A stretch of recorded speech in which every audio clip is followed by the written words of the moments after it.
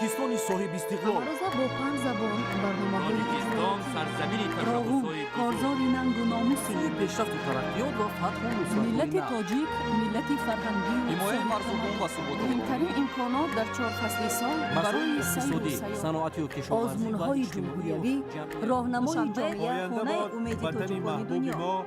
تاجیکستانی آزاد و صاحب اختیار.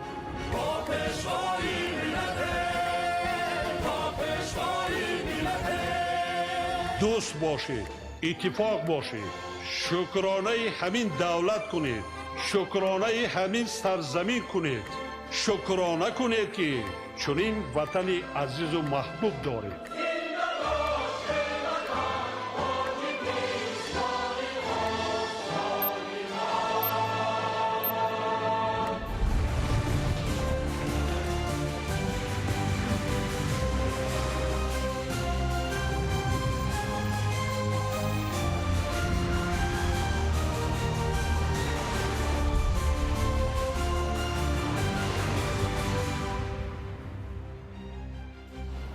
السلام علیکم بیننده‌های گرامی. نشر مفصل برنامه اخبار با مهمترین موضوعها منظور شما می‌گردانیم. در استودیو با شما فخرالدین محمد یوسف و مدینه نظرزاده. امروز صحبت تلفنی президент جمهوری تاجیکستان پیشوای ملت محترم امومالی رحمون با президент فدراسیای روسیه محترم ولادیمیر پوتین برگزار گردید. در جریان صحبت президент فدراسیای روسیه از سرور دولتی ما برای پذیرایی و مهمان نوازی گرم ضمن سفر دولتیشان به تاجیکستان اظهار سپاس نمودند. جانب‌ها همزمان جنبه‌های علاهیده موافقت‌های در دایره این سفر به دست آمده را موردی بررسی قرار دادند. راه‌های تطبیق منبع آنها را مشخص ساختند. همچنین نتیجه‌های مهم نشست سران دولت‌ها در چارچوب آسیای مرکزی روسیه و جلسه شورای سران دولت‌های اشتراکدار اتحاد دولت‌های مستقل که در دوشنبه برگزار گردیدند در مرکز توجه قرار گرفتند. در فرجام آمادگی جانب‌ها برای اندیشیدن تدبیرهای مشترک جهت رشد مناسبت‌های شریکی استراتژیکی و همپیمانی میان تاجیکستان و روسیه تاکید گردید. 14 اکتبر президент جمهوری تاجیکستان پیشوای ملت محترم امومالی رحمون در کاخ وحدت پایتخت در فرم بین‌المللی سرمایه‌گذاری دوشنبه اینوست 2025 اشتراک و سخنرانی نمودند.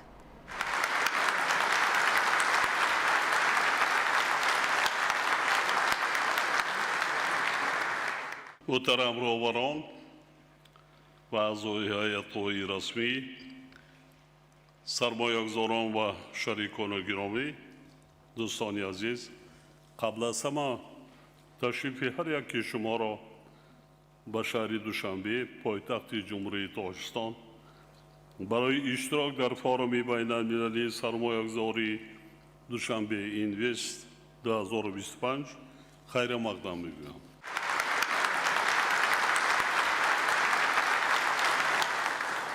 معرفی ذخیره و امکانات‌های فراخ تاجیکستان برای سرمایه‌گذاری‌ها، آمادگی کشور برای همکاری و فناوری و غایه‌های نو، اینچنین تصمیم حکومت مملکت برای ادامه اصلاحات و دیگرگونی‌هایی که برای رشد استوار و تشکل شریکی دراز مدت شرایط مساعد فراهم می‌آورد، هدف اساسی همایش امروزه میباشد. فورم دوشنبه سرمایه‌گذاری‌های سبز را که رشد استوار اقتصادی را با در نظر داشت عدالت اجتماعی و استفاده سرفکارانه ذخیره‌های طبیعی تامین می‌نماید، در مرکز توجه قرار داده است. محض به این خاطر فورم زیر عنوان سرمایه‌گذاری‌های سبز امکانات‌های امروزه برای استواری فردا برگزار کرده می‌شود. ما اطمینان داریم که محاکمه‌های سازنده در دوشنبه امکانات خوبی را برای مکالمه، مبادله دانش و تهیه استراتژی‌ها در سمت پیشبرد سرمایه‌گذاری‌های سبز که وسیله اساسی برای رسیدن به آینده استوار دانسته می‌شوند فراهم می‌آورد. فورم برای تهیه قرارهای عملی، تحکیم اعتماد طرفین، معرفی اقتدار سرمایه‌گذاری منطقه و فراهم آوردن زمینه مستحکم برای آینده در اساس پرینسیپ های استواری و منفعت های متقابل پلتفرم‌های مهم را مهیا می‌سازد. محترم اشتراکچیان فورم، تاجیکستان دولت صاحب اسلام با تاریخ کهن، فرهنگ خاص و میراث غنی میباشد. سرزمین ما در دوام دستورها همچون پل بین خلقها و تمدنها شرق و غرب را با هم میپیوست. راه بزرگی ابریشم توسط حدود تاجیکستان امروزه گذشته نه تنها مناسبت‌های تجارتی بلکه رابطه‌های فرهنگی را نیز تحکیم بخشیده به رشد علم و هنر و ارزش‌های معنوی مساعدت کرده است. امروز ما این رسالت تاریخی را ادامه داده ایستاده‌ایم، زیرا تاجیکستان با جمهوری مردم چین 500 کیلومتر سرحدی مشترک دارد و با تجدید شهرهای دوشنبه، کلما سرحدی چین که جوابگوی معیارهای بین‌المللی می باشد، کشورهای منطقه را به شهرهای قراقرم می پیوندد. اینچنین برای پیوست شدن به دالانهای نقلاتی سمت جنوب و برآمدن به بندرهای بحری ما 6 پل ماشینگذار را در سرحد با افغانستان بنیاد نمودیم که برای گسترش همکاری‌های تجارتی و لوجستیکی کشورهای منطقه امکانیت خوب فراهم می‌آورد. جایگیر شوی استراتژی کشور ما در مرکز اوراسیا به ما امکان می‌دهد که همچون پیوندگری بین منطقه ها و قطعه ها دالان‌های نوی نقلیاتی، انرژتیکی و لوجستیکی تأسیس دهیم که بازارها و مردمان گوناگون را متحد می‌کنند. این به سرمایه‌گذاران دسترسی مستقیم را به منطقه‌های با سرعت رشد یابنده، راه‌های نوی تجارتی و شریکی استراتژی همچون سمت کلیدی رشد برای متحد سازی منفعت حکومت‌ها، کارخانه‌ها و جامعه فراهم می‌آورد. تاجیکستان معاصر کشوری دارای اقتصادیات با سرعت تغییر یابنده، رشد با اعتماد مناسبت‌های بین‌المللی و فضای مساعد سرمایه‌گذاری میباشد. در 10 سال آخر سرعت میانه سالانه رشد اقتصادی ملی کشور ما در سطح 7.6% تأمین گردید. طی سالهای آخر ما اصلاحات فراگیر را که به تحکیم استواری ماکرواقتصادی، رشد بخش خصوصی، دستگیری صاحبکاری، رقمی کنانی و تطبیق لایحه‌های اینواتسیونی نگرانیده شدند عملی نمود. تنها سال 2024 با اقتصاد ملی به مبلغ زیاده از 5 میلیارد دلار سرمایه خارجی و 2 میلیارد دلار سرمایه وطنی وارد گردید. حالا در کشور زیاده از 100 لایحه سرمایه‌گذاری دولتی با مبلغ عمومی بیش از 5 میلیارد دلار در ساحه‌های گوناگون اقتصاد کشور مورد تطبیق قرار دارد. افضلیت‌های ما عیان و رقابتناکند. اقتدار بزرگ هیدروانرژتیکی که از روی 8 در جهان جای 8م را اشغال می‌کند و برای انرژی سبز امکانات‌های عظیم می‌کشد.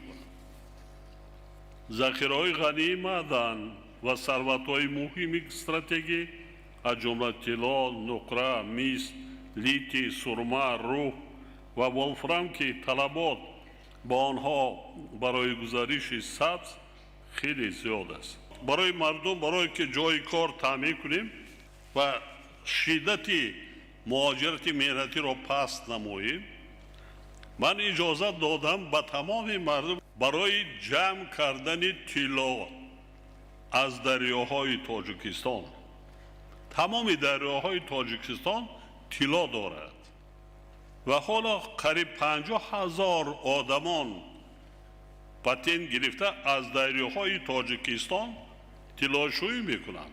میخواد میسپارد، میخواد به دولت میفروشد. حالا این کار خیلی رشد کرده ایستاده است که ما آینده در نظر داریم که تا 200-300 هزار مردم خود را با جای خود با همین طرز تامین مینماییم. سرمایه انسانی جوان و نیرومند که زیاده است 70% آنها شخصانی تا 35 ساله تشکیل میدهند و برای کار آموزش و نوآوری ها آماده‌اند. سن سال میانه اهالی کشور ما 26 سال را تشکیل میدهد، یعنی اهالی تاجیکستان جوانترین به حساب میرود.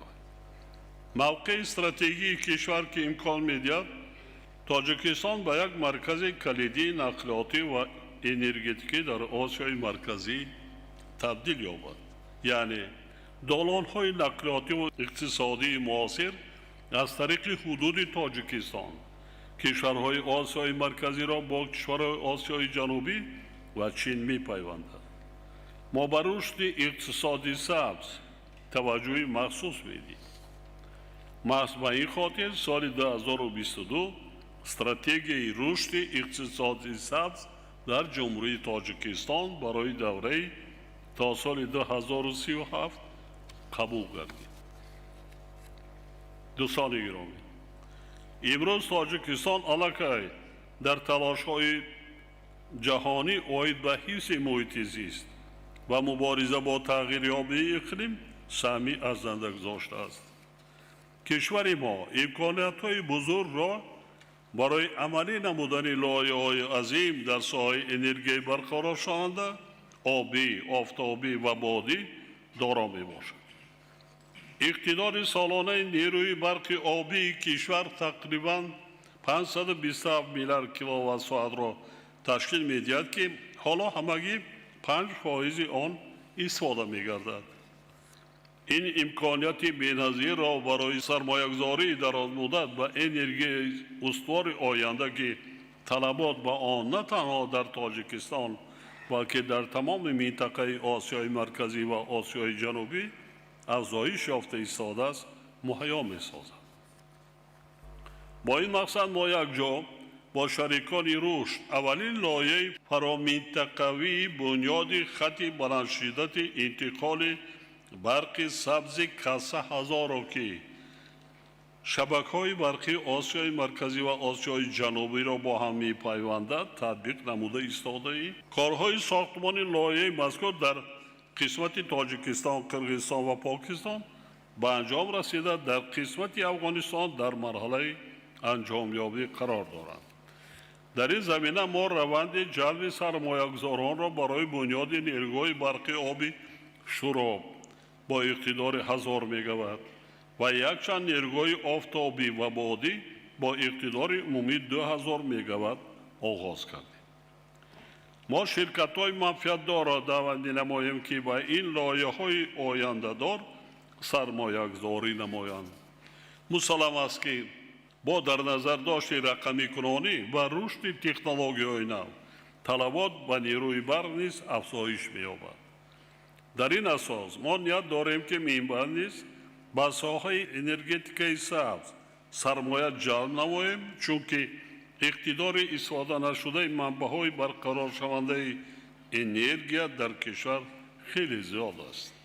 از جمله ما حالا با جمهوری ازبکستان جهت تطبیق لایه‌های مشترک آید به بنیاد 2 نیروهای برقی آبی در دریای سرافشان همکاری را براه مانده در این راستا کارهای لایه کشی را انجام داده ایستاده ایم. ما با استخراج و کارکرد معدن‌های مهم استراتژیکی در گزارش سبز اقتصاد جهانی نقش کلیدی دارند توجه مخصوص میدیم.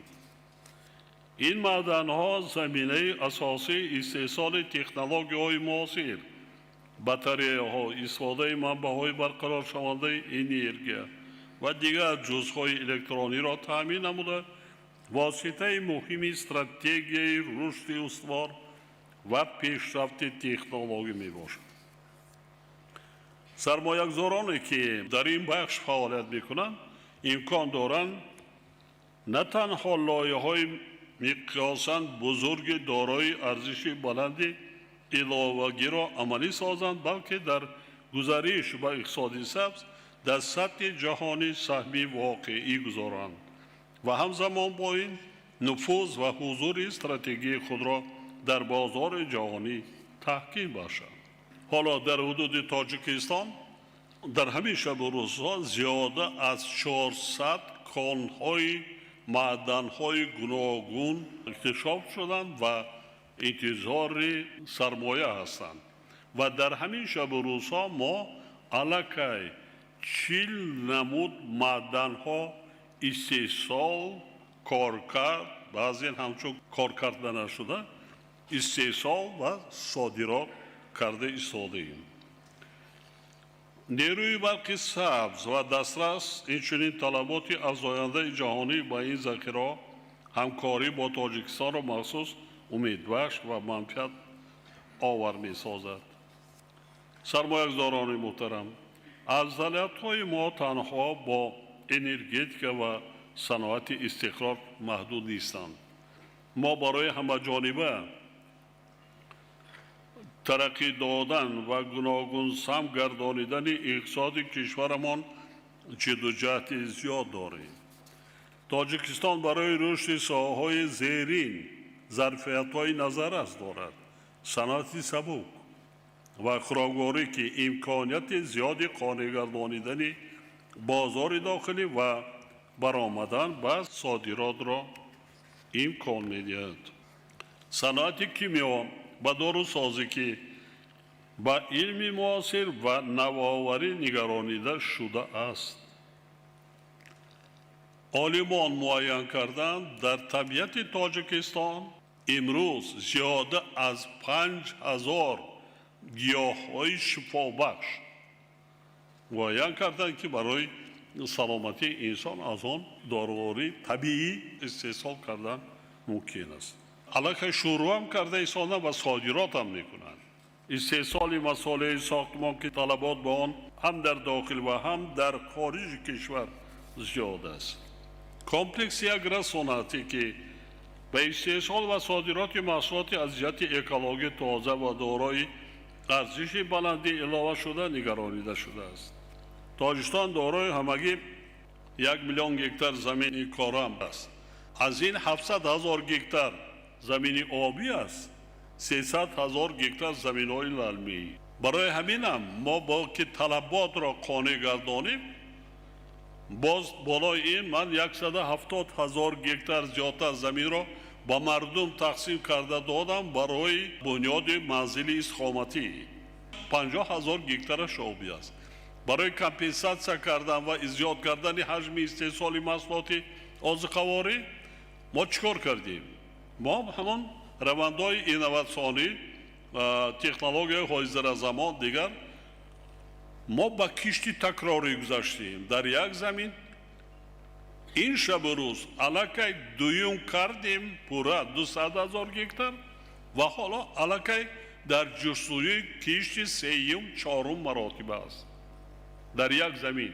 یعنی از 2 تا 4 حاصل گرفتن ممکن است. صادرات کارکرد زیاده از 5,000 تن اثر خوشصفت استحصال کرده میشه. قریب 100,000 تن میوه خوش صادرات میکنند. میوه ترم در مجموع قریب 1 میلیون تن. مرحمت میتونید همکاری کنید، میتونید طریق خشک میخواهید در جاش گرفته خشک کردن ممکن. با این چنین ساحه سیاحی را که یکی از سمت‌های کلیدی رشد کشور میشماریم. تاجیکستان کوهسار با طبیعت بی‌نظیر، عالم نباتات و حیوانات، یادگاری‌های تاریخی، شهرهای باستانی و فرهنگی خاص خود برای سیاحی، اکولوژی، فرهنگی، کوهی و سالمگردانی امکانات‌های بی‌همتا دارد. با این مقصد ما سیاست آسمان کشاده را در بخش اوییتسای گراژدانی جاری کردیم که با افزایش شماره و و سه‌شوی جغرافیای این پروازها مساعدت می‌نماید. رشد سیاحی بسیاری برف در زمستان می‌بینید. در ما در کل دوره سال برف است. پیریک‌ها 14,300 پیریک بود، 1,200 و عموما آب شده از بین رفت. حالا در حدود تاجیکستان 13,000 پیریک‌ها است. از این پیریک فیتچنکو بزرگترین در دنیا در خشکی 77 کیلومتر درازی، در بعض منطقه‌ها تا 5 کیلومتر پهنایی و با چقری 1.5 کیلومتر. عموما زیبا است. در فصلی که در قسمت جنوب 45 گرادوس 40 گرادوس است، میوه و سبزیجات رسیده است، در آنجا حرارت 10-12 گرادوس خنکی سردی یا اینکه برف میبارد. عجایب طبیعت. سیاحان کوهنوردان خیلی زیاد هستند. آبهای شیرینی با صفا، حساب ذخیره آبی آشامیدنی و نمک آشیان تاجیکستان در دنیا یکی از جاهای اول را اشغال می‌کند. محترم اشتراکچیان این فورم، حکومت تاجیکستان جهت تشکیل فضای مساعده صاحبکاری پیوسته چاره‌جویی می‌نماید. امروز ما با سرمایه‌گذاران زیاده از 240 نامگوی کفالت و امتیازهای گوناگون را پیشنهاد می‌نماییم که زیاده از 110 نامگوی آنها امتیازهای اندازی و گمرکی میباشد. در کشور 5 منطقه آزاد اقتصادی عمل میکند که به صاحبکاران برای رشد موفقانه تجارت شرایط و امکانات‌های وسیع پیشنهاد می‌نماید. تاجیکستان با تمام انستیتوت‌های بین‌المللی مالیوی همکاری بنیاد فعال دارد. سال 25 در دوشنبه آیتی پارک زمانوی مرکزی نو جهت رشد تکنولوژی‌های رقمی، استارتاپ‌های اینواسیونی و جوانان با استعداد و کار شروع نمود. ما نه تنها بر رقم کنونی بلکه بر رشد ذهنی صنعی نیز افزایش میدیم و این سمت‌ها را همچون واسطه مهمی صورت بخشی با رقم کنونی بلند برداشتن رقابتناک اقتصادی و نایی شدن بر رشد استوار می‌شماریم. با این مقصد قطعنامه مجمع عمومی سازمان ملل متحد زیر عنوان نقش ذهنی صنعی در ایجاد امکانات‌های نو برای رشد استوار در آسیای مرکزی با تشبث تاجیکستان روز 25 ایول سال جاری یک دلانه قبول کردیم. سال جاری ما اینچنین قانون جمهوری تاجیکستان درباره سرمایه و مساعدت به فعالیت سرمایه‌گذاری و استراتژی جلب سرمایه و جمهوری تاجیکستان برای دوره تا سال 2040 را قبول نمودیم که زمینه با اعتماد حقوقی را فراهم آورده، ساحه‌های افضلیت‌ناک را برای سرمایه‌گذاران معین و کفالت حفظ سرمایه‌گذاران را تأمین می‌نماید. ضمناً با تطبیق لایحه‌های سرمایه‌گذاری در دایره مکانیزم شریکی دولت و بخش خصوصی توجه مخصوص ظاهر کرده می‌شوند که وابسته به آن ما قانونگذاری ملی را تکمیل داده ایستادیم. با اینچنین بر رشد بخش مالیه و جاری نمودن مبلغ‌داری سبز از جمله برآورش وامبرگ‌های سبز اهمیت جدی داده آن را همچون عنصر کلیدی در تطبیق لایحه‌های بزرگ سرمایه‌گذاری و نایل شدن بر رشد استوار ارزیابی می‌نماییم. هدف استراتژی ما تبدیل دادن تاجیکستان به مکانی با اعتماد سرمایه‌گذاری درازمدت میباشد که با همکاری جهت رشد استوار و همگرایی و اقتصاد جهانی نگرانیده شده است. دوستان گرامی، امروز در تاجیکستان روزی صاحبکاران تجلیل می‌گردد. با این سعادت همه صاحبکاران را صمیمانه تبریک گفتم، با آنها سلامتی و برار و موفقیت آرزو می‌نمایم. در فرجام به شما اشتراکچیان فورم مراجعت کرده می‌خواهم تاکید نمایم تاجیکستان برای شریکی غایه‌های نو، تکنولوژی‌ها و لایحه‌های مشترک آماده است. در این سمت ما خواستار پیشنهادهای سودمند شما جهت بهتر کردن فضای سرمایه‌گذاری و رشد صاحبکاری در کشورمان است. ما شما را دعوت می‌نماییم که با ما برای آینده سرمایه‌گذاری کنید، آینده‌ای که بر پایه احترام به طبیعت، نوآوری، باوری، همدیگری و تلاش‌های مشترک جهت پیشرفت اساس یافته است. اطمینان دارم که اشتراک شما در فورم و آغاز تشبس‌های نو سودمند زمینه گذاشته همکاری‌ها را تحکیم می‌بخشد و برای خلق‌هایمان و ترقیات جهان نتیجه‌های نمایان به بار می‌آورد. و همه شما بدوباش خاطرمان آرزو می‌نمایم. برای توجهتان سپاسگزارم.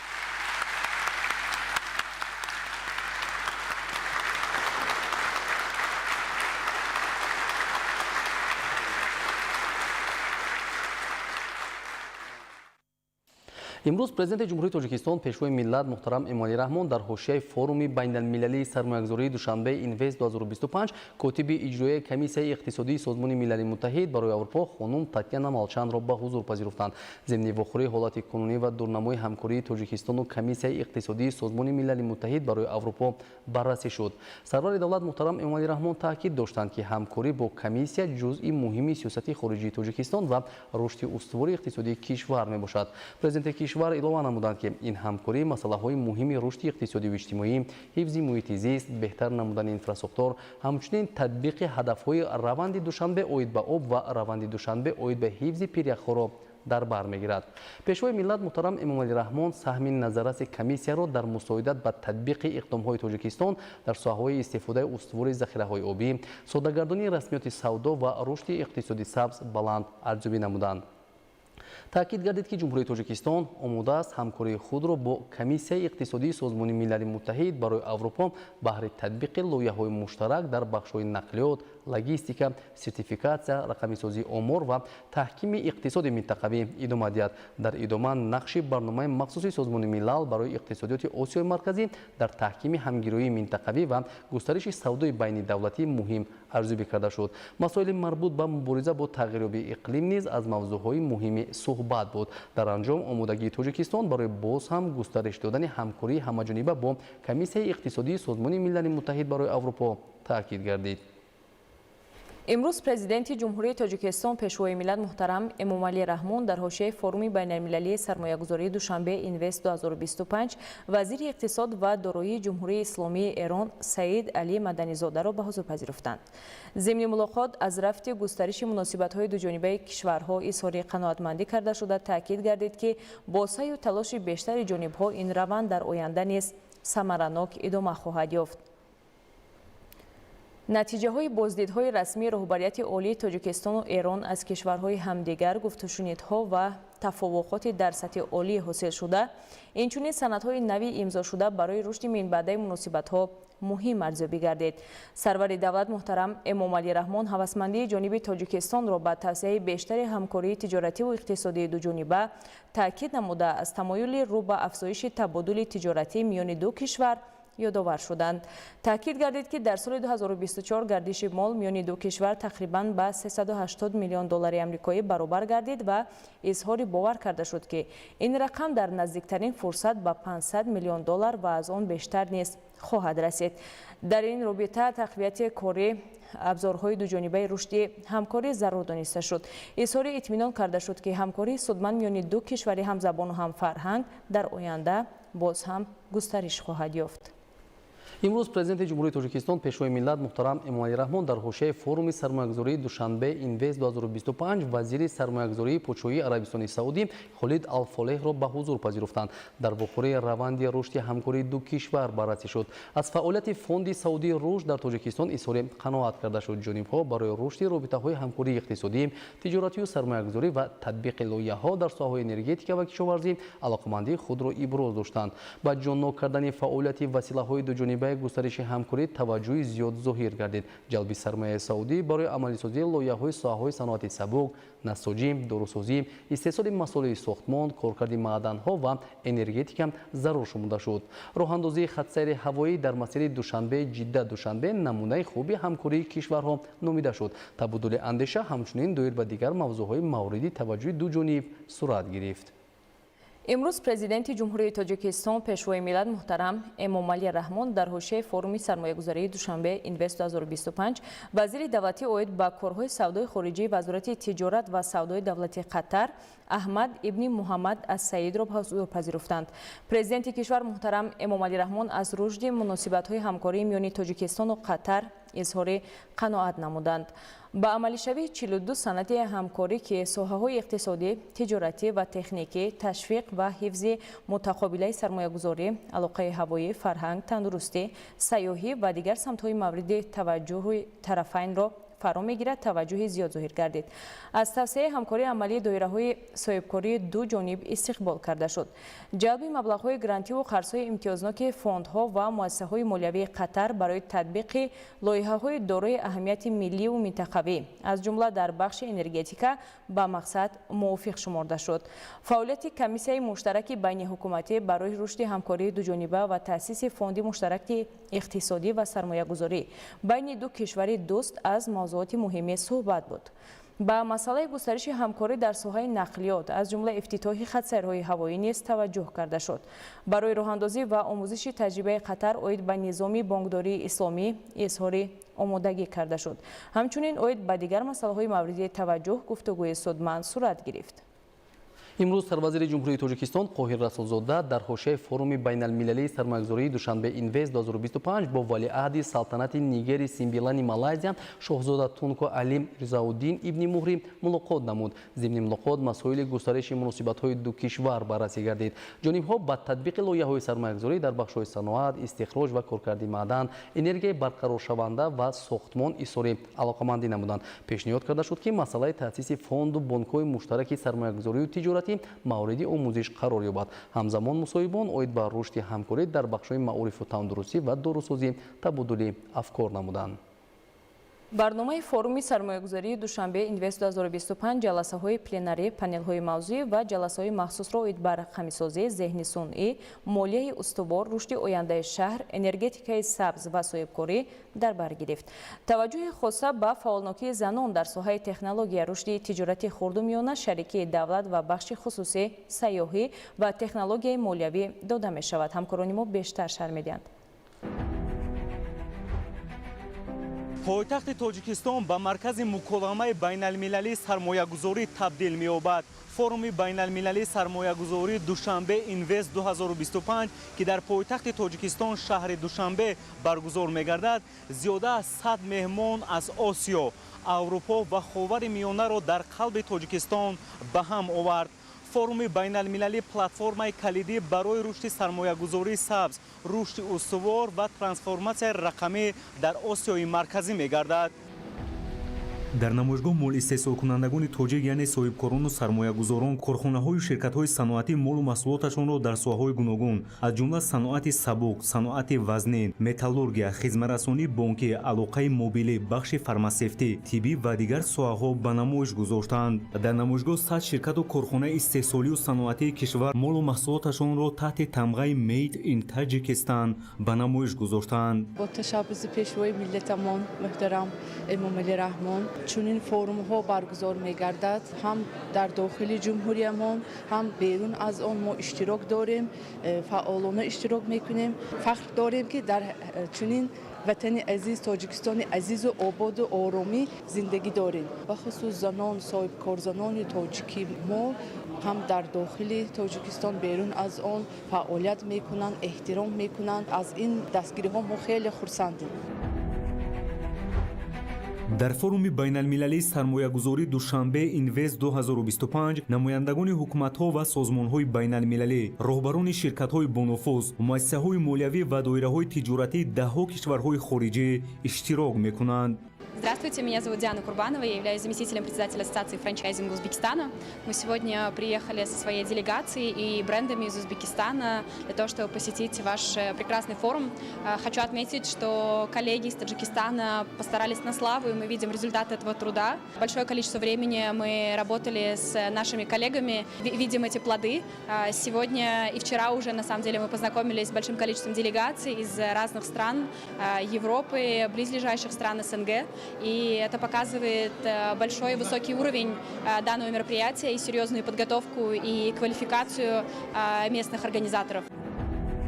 барномаи форум ҷаласаҳои планерӣ, панелҳои мавзӯӣ ва ҷаласаҳои махсусро оид ба рақамисозӣ, зеҳни сунъӣ, молияи устувор, рушди ояндаи шаҳр, энергетикаи сабз ва соҳибкорӣ дар бар мегирад. таваҷҷӯҳи хоса ба фаъолнокии занон дар соҳаи технология, рушди тиҷорати хурду миёна, шарикии давлат ва бахши хусусӣ, сайёҳӣ ва технологияи молиявӣ дода мешавад. мақсади асосии форуми имрӯза ин муаррифӣ кардани имкониятҳо ва захираҳои ҷумҳурии Тоҷикистон барои сармоягузории сабз аст. мавзӯи асосии форум сармоягузории сабз имконияти имрӯза барои устувории фардост. Ба он хотир аст ки ҷаҳони имрӯза бояд ки талошҳоро дар мақсади маблағгузории сабз, яъне татбиқи лоиҳаҳое ки барои беҳтар шудани муҳит дар Тоҷикистон, дар минтақаи Осиёи марказӣ ва дар умум дар ҷаҳон бояд тарғиб кунад ва бо назардошти он ки ҷумҳурии Тоҷикистон дорои захираҳои бузурги имкониятҳо барои сармоягузории сабз аст, имрӯз ин платформа шумораи зиёди широкчиёнро ба ҳам овардааст ва чӣ хеле ки асосгузори сулҳу ваҳдати миллӣ, пешвои муаззами миллат, президенти ҷумҳурии Тоҷикистон ҷаноби олии муҳтарами Валии Раҳмон дар баромади худ зимни маросими ифтитоҳӣ қайд намуданд, Тоҷикистон имрӯз омода аст барои ҳамкорӣ бо ҳама ҷонибҳо, бо кишварҳо, бо сармоягузорон, бо шарикони рус ҷиҳати аз худ кардани ҳамин захираҳу имкониятҳо на танҳо барои рушди устувории ҷумҳурии Тоҷикистон, балки барои рушди устувори минтақаи Осиёи марказӣ ва тавассути ин гузоштани саҳми муносиб дар сабзкунии ҷаҳон аст. ҳамзамон имрӯз дар дораи форуми байналмилалии сармоягузории Душанбе Инвест 2025 дар самти шарикии давлат ва бахши хусусӣ созишнома байни хадамоти алоқаи назди ҳукумати ҷумҳурии Тоҷикистон ва ҷамъияти дорои масъулияти маҳдуди Net Solutions оид ба лоиҳаи ба қайдгирии воситаҳои мобилии алоқаи барқӣ ба имзо расонида шуд. салом, ман Ребека Ҳанте, намоянда оид ба хизматрасониҳои интернетӣ ҳастам. бисёр ҳам хушнудем аз он ки дар ин форуми сатҳи баланд иштирок дорем. қобили зикр аст ки аллакай созишномаи мо бо хадамоти алоқа имрӯз ба имзо расид ва ояндаи наздик сифат ва суръати хуби интернетӣ дар хизматрасониҳои интернетии Тоҷикистон пайваст хоҳад шуд.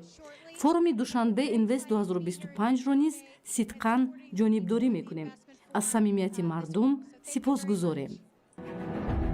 форуми байналмилалии Душанбе Инвест 2025 дар самти таҳкими шарикии байналмилалӣ пешбурди Тоҷикистон ҳамчун маркази ояндадори сармоягузории сабз ва рушди инноватсионии минтақавӣ қадами муҳим арзёбӣ мегардад. меҳмонони ҳамоиш намояндагони ҳукуматҳои давлатҳои Осиёи марказӣ ва намояндагони ниҳодҳои байналмилалии молиявӣ аз ҷумла Бонки ҷаҳонӣ, Бонки Осиёии рушд, Бонки Аврупоии таҷдид ва рушд, Созмони Милали Муттаҳид ва Комиссияи иқтисодии Аврупоии Созмони Милали Муттаҳид мебошанд. ҳамоиш бо баргузории нишасти матбуотӣ, барномаи фарҳангӣ ва намоиши ҳунарҳои мардумӣ дар боғи Куруши Кабир ба анҷом мерасад. барномаи форум ҷаласаҳои пленарӣ, панелҳои мавзӯӣ ва ҷаласаҳои махсусро оид ба рақамисозӣ, зеҳни сунъӣ, молияи устувор, рушди ояндаи шаҳр, энергетикаи сабз ва соҳибкорӣ дар бар гирифт. зимни ҷаласаи канорӣ дар мавзӯи энергетикаи сабз ки таҳти роҳбарии вазири энергетика ва захираҳои оби ҷумҳурии Тоҷикистон баргузор шуд, зикр шуд ки масъалаи рақамикунонии соҳаи энергетика ва сарфаҷӯии энергияи барқ аз масъалаҳои мубрам ва афзалиятноки соҳа ба ҳисоб меравад. Данный форум, он именно сфокусирован именно на развитие зеленой экономики и, конечно же, в контексте Таджикистана зеленая экономика, она полностью ассоциируется с зеленой энергетикой, поскольку 97% электроэнергии, которая вырабатывается в стране, оно за счет наших существенных гидроресурсов. Но мы на этом не останавливаемся. Как вы правильно отметили, мы сегодня в рамках данного форума проведем отдельную сессию по привлечению инвестиций в другие возобновляемые источники энергии. гуфта шуд ки тоҷикистон бо дар назардошти иқтидорҳои гидроэнергетикии худ ки 527 миллиард киловаттсоат нерӯи барқи аз лиҳози экологӣ тоза ва аз назари иқтисодӣ арзон дар як сол мебошад ба масоили таъмини истиқлоли энергетикӣ ва рушди ин соҳа аҳамияти хоса медиҳад. айни замон танҳо тақрибан 5% иқтидорҳои арзёбигардида истифода бурда мешавад. мувофиқи ин нишондиҳанда тоҷикистон дар осиёи миёна мавқеи аввал ва дар миқёси ҷаҳон ҷойи ҳаштумро касб менамояд. мутобиқи стратегияи миллии рушди ҷумҳурии тоҷикистон барои давраи то соли 2030 яке аз самтҳои стратегии ҷумҳурии тоҷикистон таъмини амнияти энергетикӣ ва истифодаи самараноки захираҳои энергетикӣ муайян гардидааст.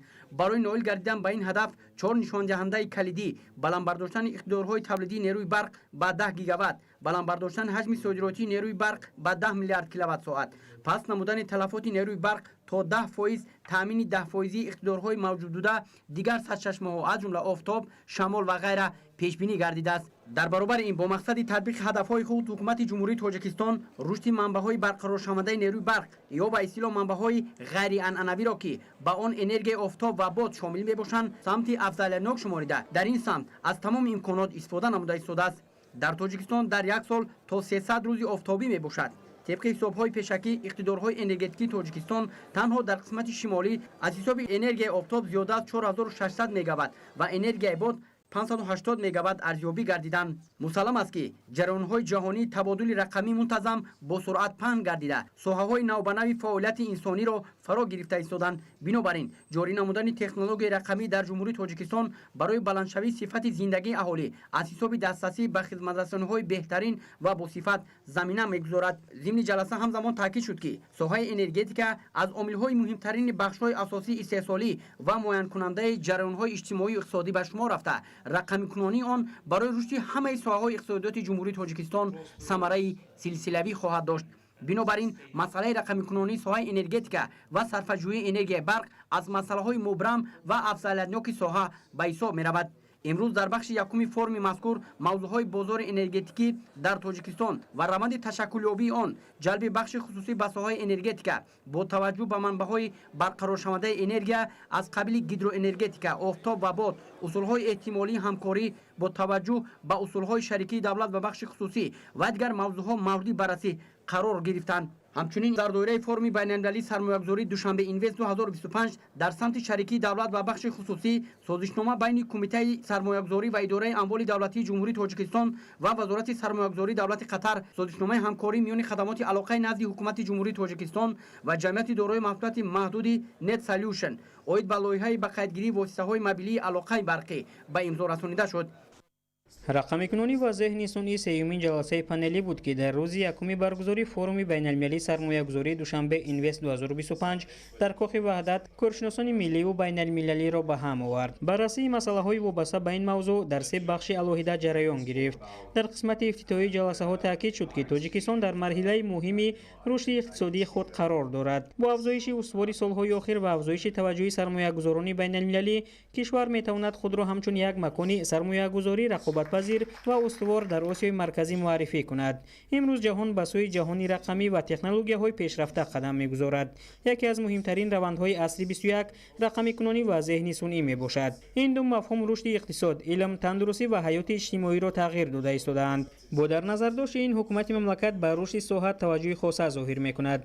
24 سپتامبر سال 2024 ضمن سخنرانی در مباحثه‌های عمومی اجلاسیه 79 مجمع عمومی سازمان ملل متحد از جانب پیشوای ملت محترم امامعلی رحمان اوید به قبول قطعنامه تحت عنوان نقش ذهن سنئی در فراهم آوردن امکانات نوین برای رشد استوار در آسیای مرکزی پیشنهاد نمودند. خوشبختانه تشبث نوبتی جهانی پرزیدنت جمهوری تاجیکستان محترم امامعلی رحمان 25 ایول سال 2025 قبول گردید. امروز در جمهوری تاجیکستان استراتژی‌های ملی و گذارش به نظام رقمی کنونی، تأسیس و گسترش حکومت الکترونی، فراهمسازی اینفراستراکچور رقمی، بالا بردن سوادناکی رقمی اهالی احتمالی و دسترسی بیشتر شهروندان به خدمت‌رسانی‌های آنلاین مرحله به مرحله عملی می‌شوند. سال‌های اخیر با تشبث پیشوای ملت محترم امامعلی رحمان و دستگیری‌های حکومت جمهوری تاجیکستان، دولت ما به مرحله نوی رقمی‌سازی اقتصاد و اداره‌کنی دولتی قدم گذاشته است. حالا در ساحه‌های مالیه، بانکداری، نقلیات، انرژتیکا، معارف، صنعت و رابطه‌های بین‌المللی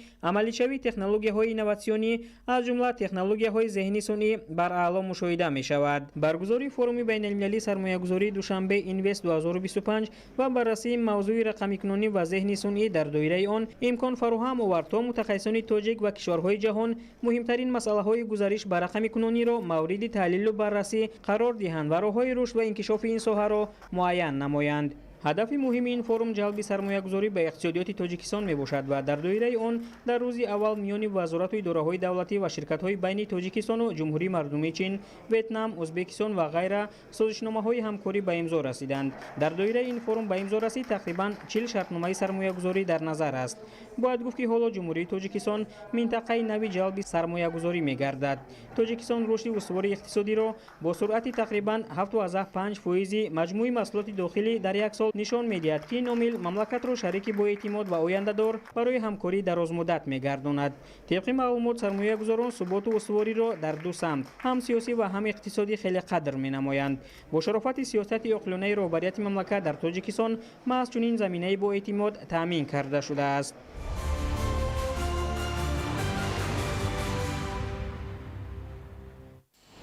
در دوره فروم بین المللی سرمایه‌گذاری دوشنبه اینوست 2025 جلسه پنجم کمیسیون مشترک بین حکومت جمهوری تاجیکستان و شاهیگری عربستان سعودی اوید به مسائل اقتصادی، تجارتی، سرمایه‌گذاری، تکنیکی و فرهنگی برگزار گردید. شرح بیشتر در تهیه همکارانمان. جلسه پنجم کمیسیون مشترک بین حکومت جمهوری تاجیکستان و شاهیگری عربستان سعودی اوید به مسائل اقتصادی، تجارتی، سرمایه‌گذاری، تکنیکی و فرهنگی تحت همرئیسی رئیس کمیته دولتی سرمایه‌گذاری و اداره اموال دولتی جمهوری تاجیکستان سلطان رحیم‌زاده و وزیر سرمایه‌گذاری پادشاهی عربستان سعودی خالد الفالح برگزار شد. در جلسه سمت‌های افضلیت‌ناک توسعه همکاری اقتصادی و تجارتی تاجیکستان و عربستان سعودی مورد بررسی قرار گرفت. ذکر شد که توجه رهبریت سیاسی تاجیکستان به گسترش مناسبات دوستی و همکاری با عربستان سعودی زیاد است. تاجیکستان کشوری دارای ذخیره‌های فراوان طبیعی، آبی و انرژتیکی و انسانی است. در این مورد قبل از همه ساختمان نیروگاه‌های برقی، آبی گوناگون اقتدار، استفاده مشترک ذخیره‌های بزرگ آبی آشامیدنی و معدن‌های کوهی تاجیکستان مورد ذکر است. در ملاقات جانب‌ها اوید به جلب سرمایه سعودی برای رشد اقتصادیات تاجیکستان، خصوصا سرمایه فوند سعودی رشد در سمت تطبیق لایحه‌های گوناگون تاجیکستان تبادل نظر نمودند. طوری گفته شد شاهیگری عربستان سعودی از زمان استقلالیت تاجیکستان تا امروز توسط فوند سعودی رشد در بیش از 14 لایحه با ارزش زیاد از 300 میلیون دلار آمریکایی سهم گذاشته است.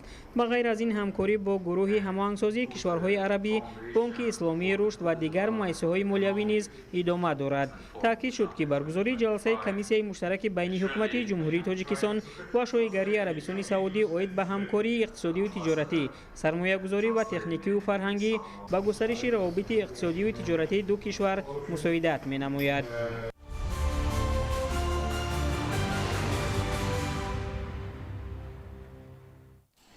اعلان گردیدن 14 اکتبر همچون روزی صاحبکاران از جانب پرزیدنت جمهوری تاجیکستان پیشوای ملت محترم امامعلی رحمان نشانه غمخوری و توجه دائمی رهبریت عالی کشور به رشد صاحبکاری و دستگیری صاحبکاران وطنی میباشد.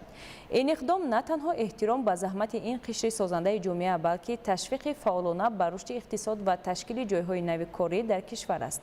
گزارش در این خصوص.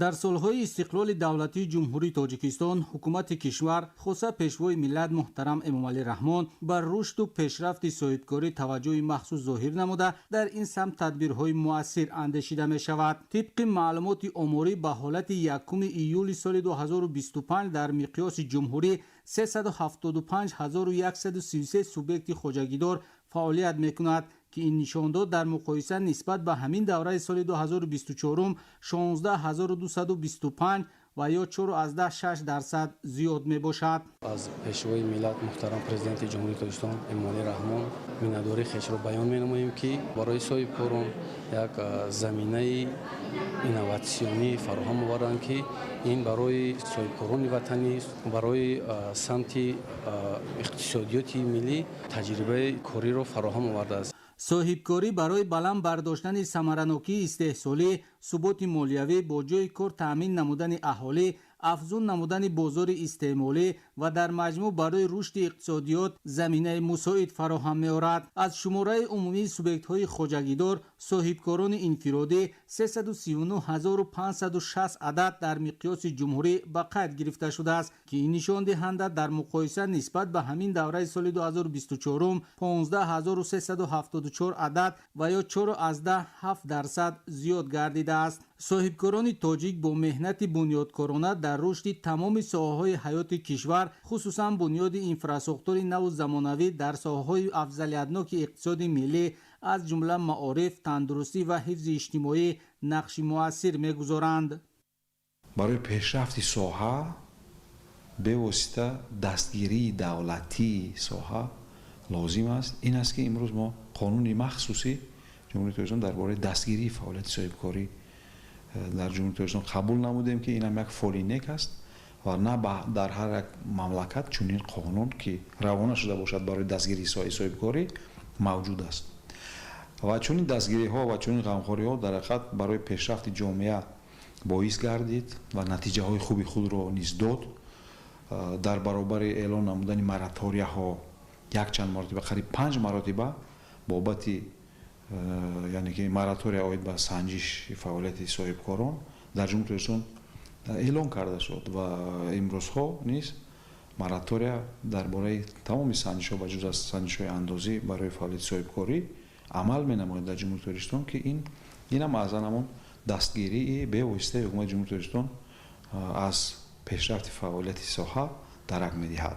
طبق معلومات آماری سال 2024 به اقتصاد ملی به مبلغ زیاده از 5 میلیارد دلار سرمایه خارجی و 2.5 میلیارد دلار سرمایه وطنی وارد گردیده است. حالا در کشور زیاده از 100 لایحه دولتی سرمایه‌گذاری به مبلغ عمومی بیش از 5 میلیارد دلار در ساحه‌های گوناگون اقتصاد کشور مورد تطبیق قرار دارند. در زمان صاحب استقلالی با تلاش‌های پرزیدنت جمهوری تاجیکستان پیشوای ملت محترم امامعلی رحمان در کشور جهت تأمین رشد باثبات فعالیت صاحبکاری و بخش خصوصی یک سلسله اصلاحات مهم عملی شده بهر فعالیت ثمرانوک صاحبکاران فضای آزاد اقتصادی و مساعد صاحبکاری فراهم آورده شده است.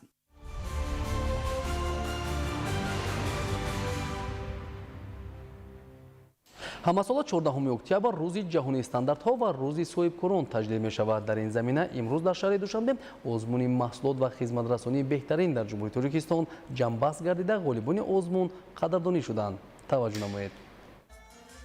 дар маҷмӯъ ҷиҳати иштирок ва муаррифии молу маҳсулот ба озмуни маҳсулот ва хизматрасонии беҳтарин дар ҷумҳурии тоҷикистон 364 корхонаву ташкилот дархост пешниҳод намуда 116 тои онҳо дар натиҷаи баҳогузорӣ дар номинатсияҳои маҳсулоти хӯрокворию саноатӣ, таъминоти техника, ҳунарҳои мардумӣ ва хизматрасонии хӯроки умумию нуқтаҳои савдо ғолиби озмун гардиданд. ҷамъияти дорои масъулияташ маҳдуди файзи гаҷ аз соли 2014 инҷониб ба истеҳсоли маҳсулотҳои сохтмонӣ машғул мебошад.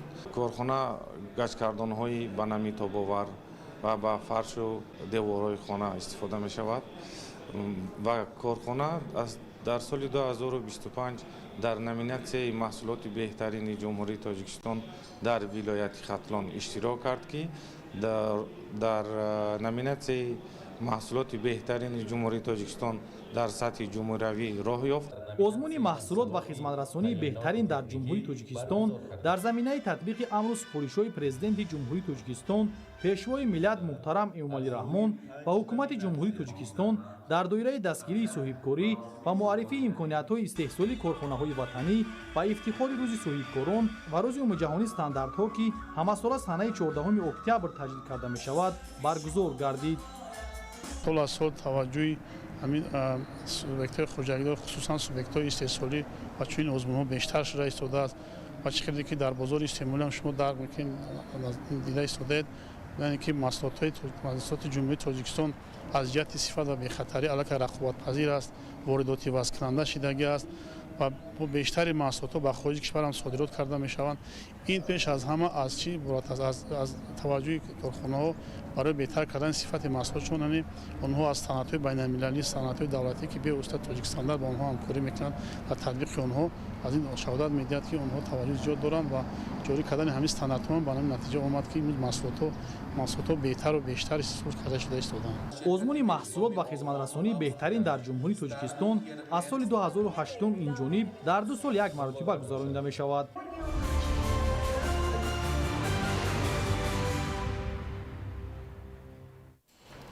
бинандаҳои гиромӣ буд нашри муфассали барномаи тилоти ахбор. тансияту хонобод бошед.